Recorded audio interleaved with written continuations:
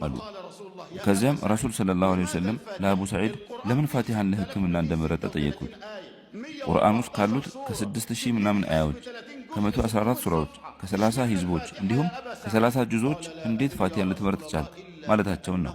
ያ ረሱላላህ አላውቅም፣ ግን የሆነ ሹክታ እንደሰማ ሰው ራሷን መረጥኩኝ አላቸው። ከዚያም ረሱል ሰለላሁ ዐለይሂ ወሰለም ፈገግ አሉና ፋቲሃ ማለት እርሷ አዳኝ፣ ጠባቂ፣ ፈዋሽ እንዲሁም የምትሞላ 7 የሚደጋገሙ አያዎች ያሏትና ለኔ የተሰጠችኝ የቁርአን ዋና ክፍል ናት አሉ።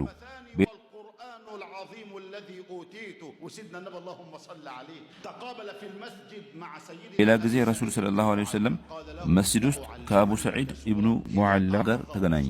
እንዲህም አሉት፣ ዛሬ አንዲትን የቁርአን ምዕራፍ አስተምርሃለሁ። አላህ እንደርሱ አይነት ምዕራፍ በተውራት በኢንጂል እንዲሁም በሌሎች ኪታቦች ላይ አላወረደም። አላህ ረሱል ሰለላሁ ዐለይሂ ወሰለም ላይ ቁርአንን ሲያወርድ የቁርአንን ምስጢርና ብርሃን በሙሉ ፋቲሃ ውስጥ አደረገ። ፋቲሃ ከባድ የሆነ ምስጢር አላት። ትኩረት ስጧት ወንድሞቼ። ሰይድና አቡ ሰዒድ ኢብኑ ሙዓላ ከመስጂድ ከመውጣታቸው በፊት ያ ረሱላላህ ቁርአን ውስጥ ካሉ ምዕራፎች በላጭ የሆኑ ምዕራፍ እንደምታስተምሩኝ ቃል ገብታችሁልኝ ነበር አላቸው። ረሱልም ሰለላሁ ዐለይሂ ወሰለም ያቺ ምዕራፍ ሱረቱል ፋቲሃ ናት አሉት። ከአስሩ የጭንቀት ማስወገጃ መንገዶች አንደኛው ጭንቀትን በማስወገድ ንያ ሱረቱል ፋቲሃን 7 ጊዜ ማንበብ ነው። ከአዝካረ ሰባህ ወልመሳእ በኋላ ወይም ከግዴታ ሰላቶች በኋላ ማድረግ ትችላላችሁ።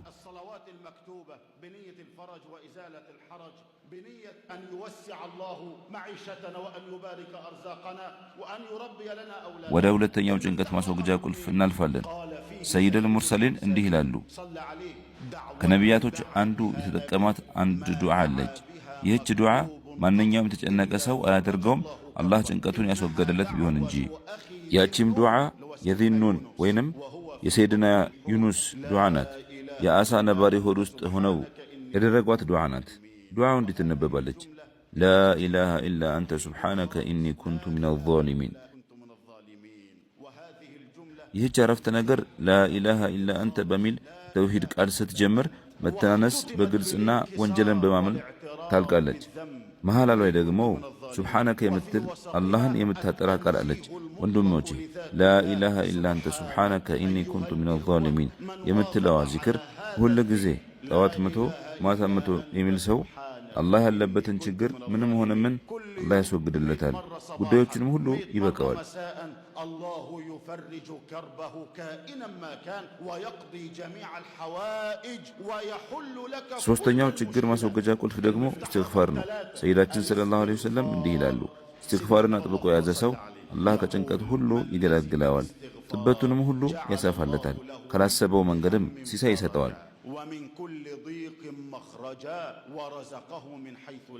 ረሱል ሰለላሁ ዐለይሂ ወሰለም በዚህ ሐዲስ ላይ እስትግፋርን እንዲሁ ያበዛ አላሉ፣ ይልቁንም እስትግፋርን አጥብቆ የያዘ ሰው ነው ያሉት። ስለዚህ በእስትግፋር የሚገኘውን ጥቅም ለማግኘት እስትግፋርን በጣም አብዝቶ ማለት ያስፈልጋል። አንድ ሰው እስትግፋርን አበዛ ለማለት ጠዋት 1000 ማታ ደግሞ 1000 ጊዜ ማለት ይኖርበታል። ከባድ እንዳይመስለን 1000 ጊዜ አስተግፊሩላህ ለማለት የሚፈጀው 7 ደቂቃ ብቻ ነው። አስተግፊሩላህ አልዓዚም የምትለው ደግሞ 1000 ጊዜ ከተባለች 10 ደቂቃ ትፈጃለች። كلمة أستغفر الله العظيم تستغرق من الوقت 1000 مرة 10 دقائق እንደው መኪና ውስጥ ሆነህ እንኳ ሊሆን ይችላል። ከጊዜያችሁ ጠዋት 10 ደቂቃ ማታም 10 ደቂቃ ብትወስዱና ዚክሩን ብትሉ ቃል የምገባላችሁ እኔ አይደለሁም አላህ ነው። ሱረቱ ኑህ ላይ እንዲህ ይላል፣ ጌታችሁ ማህርታን ጠይቁት እርሱ በጣም መሐሪ ነውና።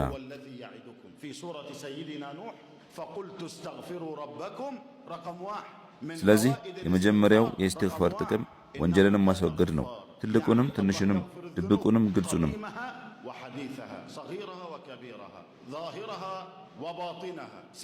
ሁለተኛው የእስትግፋር ጥቅም ደግሞ በእናንተ ላይ ዝናብን ተከታታይ አድርጎ ይልካል በሚለው አያ ተጠቅሷል። ጥሩ የተባለ ሁሉ ከያለበት ቦታ ወደ እናንተ ይመጣል ማለት ነው። ሶስተኛው የእስትግፋር ጥቅም በገንዘቦችና በልጆች ይለግሳችኋል በሚል ተገልጿል። አላህ በገንዘብ አላለም፣ በገንዘቦች ነው ያለው። የገንዘብ አይነቶች ሁሉ ይሰጣችኋል ማለት ነው። ወንድሜ እስትግፋር ካበዛህ አላህ አለ የተባለ የገንዘብ አይነት ሁሉ ይለግሳል። كل ما هو مال الله يمددك به ثم قال الله وبنين ከዚያም አላህ ልጆችንም ይለግሳቸዋል አለ። እስትግፋርን አጥብቆ ለያዘ ሰው መሃን ቢሆን እንኳን የዓለም ዶክተሮች መውለድ አትችልም ቢሉት እንኳ አላህ ልጅ እንደሚሰጠው ሱረቱ ኑህ ላይ በግልጽ ነግሮናል።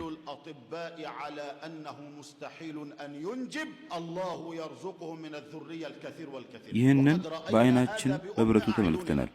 አስከትሎም አላህ አትክልቶችን ያደርግላችኋል፣ ወንዞችንም ያደርግላችኋል አለ። ከ24 ሰዓት ውስጥ 20 ደቂቃ ውሰዱና ጠዋት 1000 ማታ 1000 ጊዜ እስትግፋር አድርጉ። አላህ ጭንቀት ማስወገጃ ቁልፎችን ሁሉ ይሰጣችኋል።